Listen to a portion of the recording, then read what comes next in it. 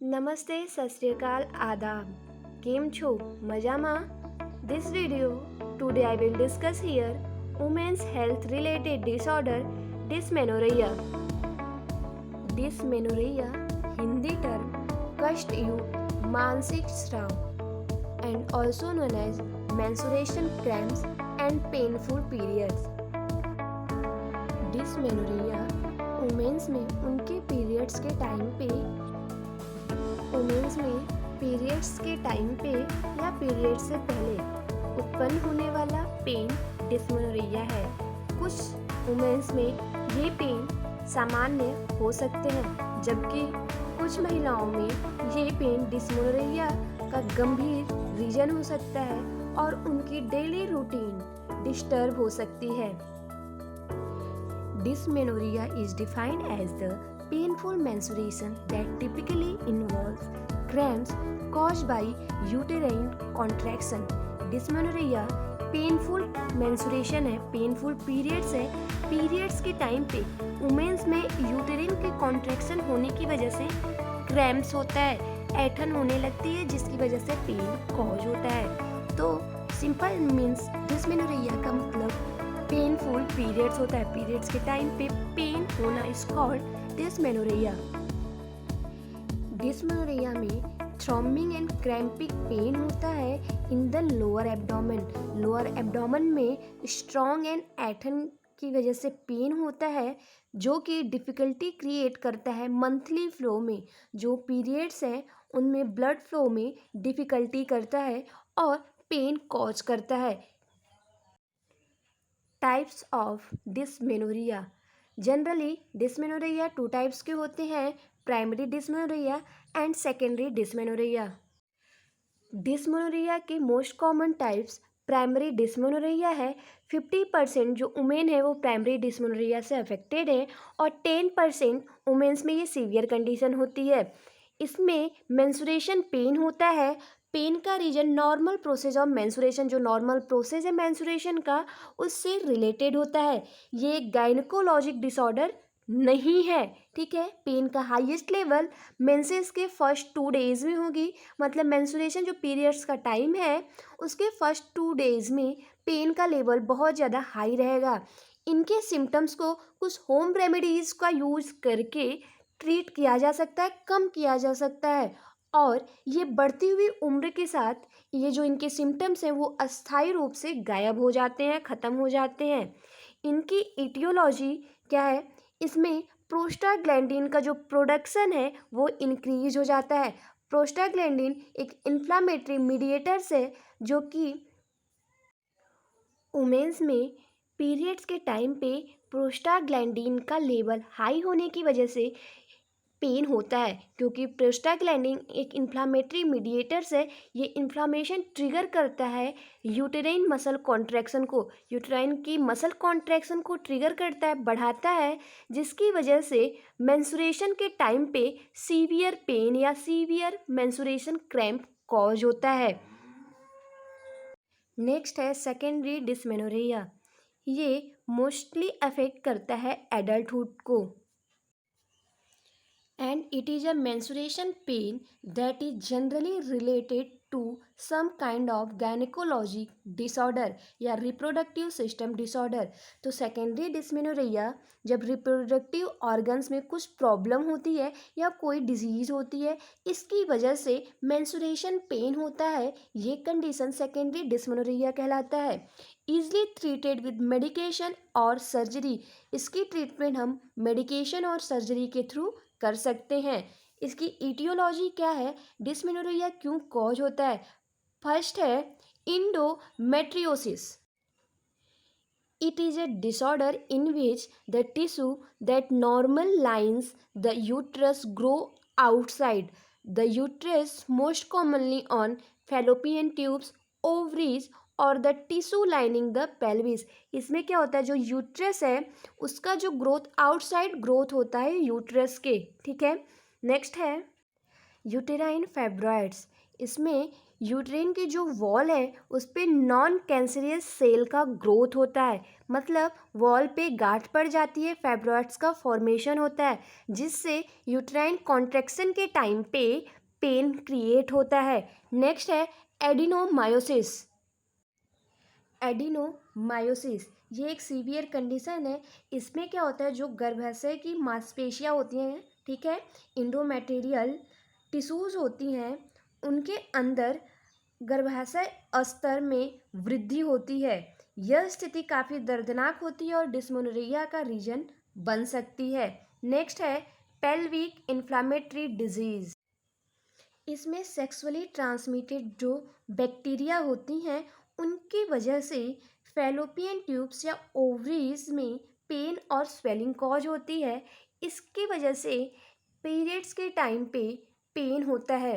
Next है cervical stenosis. Cervical stenosis में क्या होता है, opening of the cervix is small. जो सर्विक्स की ओपनिंग है वो स्मॉल हो जाती है, जिससे जो फ्लो है ब्लड का वो प्रॉपर नहीं हो पाता है और पेन कॉज होता है। ये मैरिज के बाद पूरी तरीके से ख़त्म हो जाता है। ये ईटियोलॉजी यूजली बैचलर गर्ल्स में, जो बैचलर लड़कियां हैं उनमें ज़्यादा देखने को मिलता है। मैरिज के बाद ये जो कंडीशन है ये पूरी तरीके से ख़त्म हो जाता है। अदर रिस्क फैक्टर, कुछ और भी रिस्क फैक्टर हैं जो कि डिस्मेनोरिया को ट्रिगर करते हैं, like young age adult people को, अर्लियर प्यूबर्टी एज 11 और यंगर, जिनको फर्स्ट टाइम पे पीरियड्स हो रहा है ना, उनमें ये बहुत ही ज़्यादा सीवियर कंडीशन पेन का हो सकता है और उनको इमरजेंसी मेडिकल ट्रीटमेंट की ज़रूरत पड़ सकती है। स्मोकिंग करना, इंट्रा यूटेरिन डिवाइस का यूज करना and congenital uterine anomaly. Congenital uterine anomalies are malformation of the uterus that develop during embryonic life and family history of menstruation cramp। अगर आपकी फैमिली में पहले आपकी मम्मी, चाची या दीदी कोई भी डिस्मेनोरिया का पेशेंट है तो आप में भी होने के चांसेस बढ़ जाते हैं। एज ए जेनेटिक डिसऑर्डर समझ लीजिए। इरेगुलर मेंस्ट्रुएशन ब्लीडिंग, मेंस्ट्रुएशन के टाइम पे इरेगुलर ब्लीडिंग होना is called metrorrhagia and heavy bleeding during periods, या तो पीरियड्स के टाइम पे बहुत ज़्यादा ब्लीडिंग होना इज कॉल्ड मेनोरोजिया। तो ये सारे कंडीशन ट्रिगर कर सकते हैं डिस्मेनोरिया डिजीज़ को। नेक्स्ट इसकी हम पैथोफिजियोलॉजी को डिस्कस करते हैं।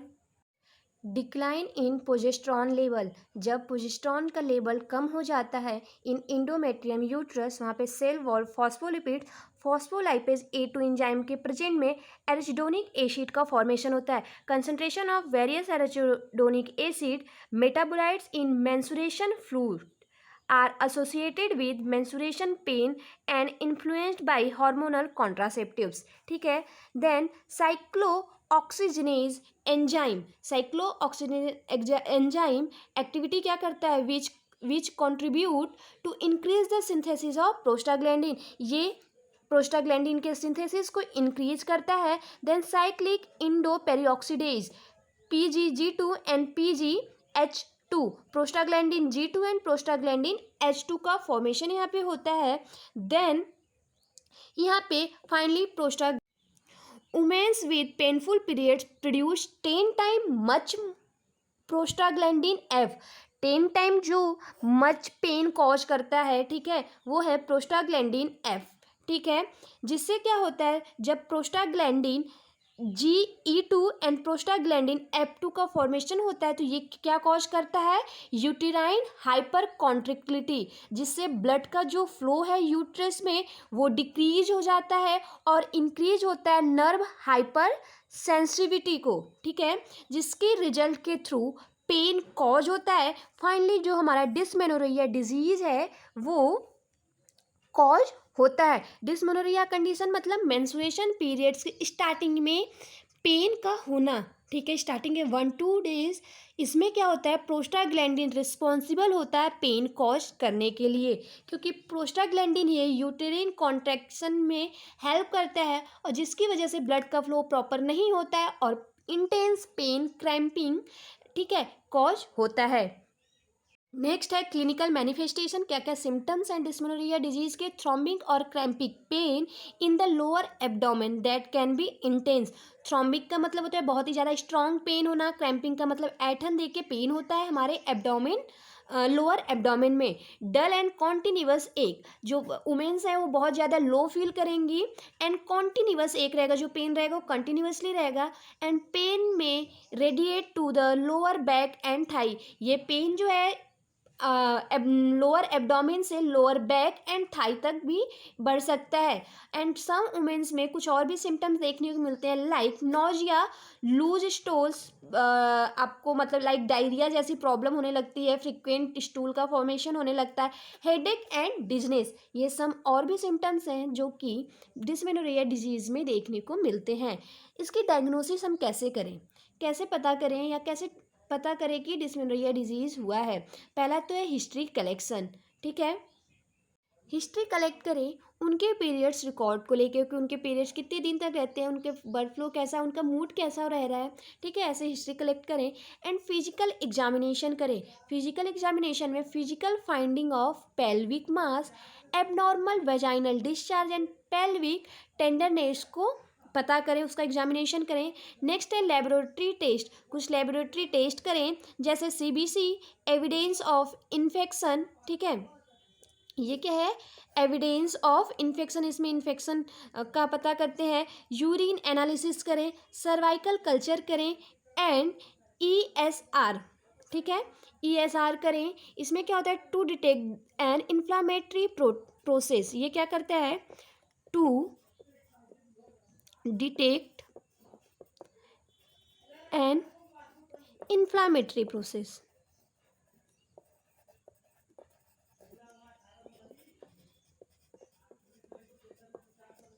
ठीक है, ये डिटेक्ट करता है ईसीआर इन्फ्लामेटरी प्रोसेस को, ठीक है। ये कुछ डायग्नोसिस है। इसके अलावा क्या डायग्नोसिस करें, एब्डोमिनल एंड ट्रांसवर्जाइनल अल्ट्रासाउंड, अल्ट्रासाउंड करें, ठीक है। लेप्रोस्कोपिक एग्जामिनेशन, ठीक है, लेप्रोस्कोपिक एग्जामिनेशन से आप डायरेक्ट यूट्रस को देख सकते हैं, उनकी कंडीशन को देख सकते हैं, for a direct look into the uterus. Next है हेट्रोस्कोपिक एंड डीएनसी, डायलेशन एंड करिटेज भी आप कर सकते हैं, जिससे आप डिस्मेनोरिया की कंडीशन को पता कर सकते हैं, या आपको डिस्मेनोरिया है इसका आप पता कर सकते हैं। चैनल को अगर अभी तक आपने सब्सक्राइब नहीं किया तो जल्दी से सब्सक्राइब कर दीजिए, बहुत मेहनत लगती है वीडियोज़ बनाने में। नेक्स्ट है ट्रीटमेंट। ट्रीटमेंट में फर्स्ट कंडीशन क्या है, non pharmacological treatment. Non pharmacological में पहला क्या है, हीट एप्लीकेशन। हीट एप्लीकेशन का मतलब हीट अप्लाई करें टू द लोअर एब्डोमेन और बैक, जिससे जो रिड्यूस होता है डिस्मेनोरिया की पेन से, ठीक है। आप लोअर एब्डोमेन और बैक पे हीट थेरेपी लें, जिससे हीट का बाथ, हीट वाटर से बाथ लें, जिससे क्या होता है ना, पेन रिड्यूस होता है। टेक अ वार्म बाथ, ठीक है। नेक्स्ट है life style changes. Life style changes का मतलब डेली माइल्ड एक्सरसाइज करें, लाइक स्ट्रेचिंग करें, वॉकिंग करें, साइकिलिंग करें, ठीक है, जिससे क्या होता है ना, ब्लड का फ्लो इम्प्रूव होता है, ठीक है। ब्लड फ्लो इम्प्रूव होता है तो जो पेल्विक पेन है ना वो रिड्यूस होता है, ठीक है। योगा करें, वेट लॉस कर लें, ठीक है, अवॉइड अल्कोहल और स्मोकिंग, ठीक है।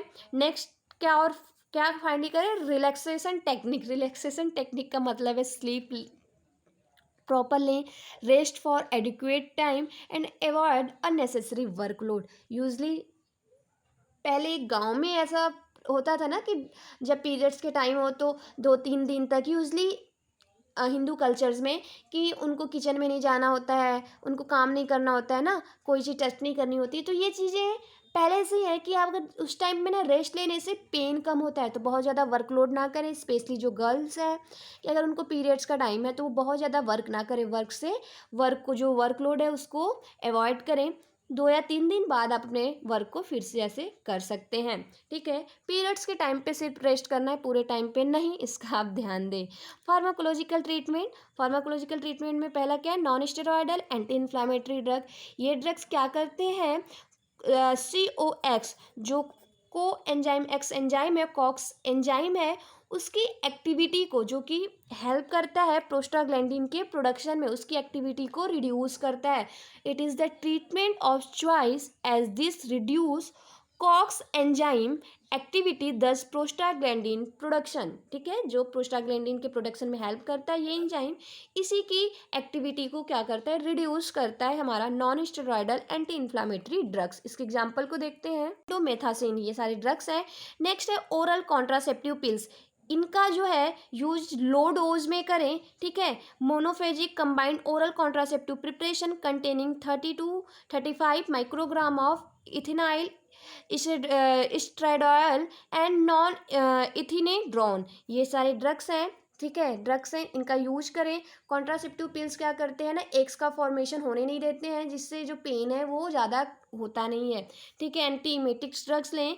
एंड एनएसआईडीएस एंड एनाल्जेसिक ड्रग्स भी आप यूज कर सकते हैं, इनके एग्जाम्पल है। होप करती हूँ आपको ये वीडियो समझ में आई हो। ठीक है, अगर आपको समझ में आया तो आप वीडियो को लाइक कर दीजिए, कमेंट अपना करिए कि आपको वीडियो कैसी लगी, और हाँ, चैनल को सब्सक्राइब करिए और अपने सारे फ्रेंड्स ग्रुप में शेयर करिए। जल्दी से 1000 सब्सक्रिप्शन पूरा करने में हमारी हेल्प करें। Thank you so much, keep watching pharma की दुनिया।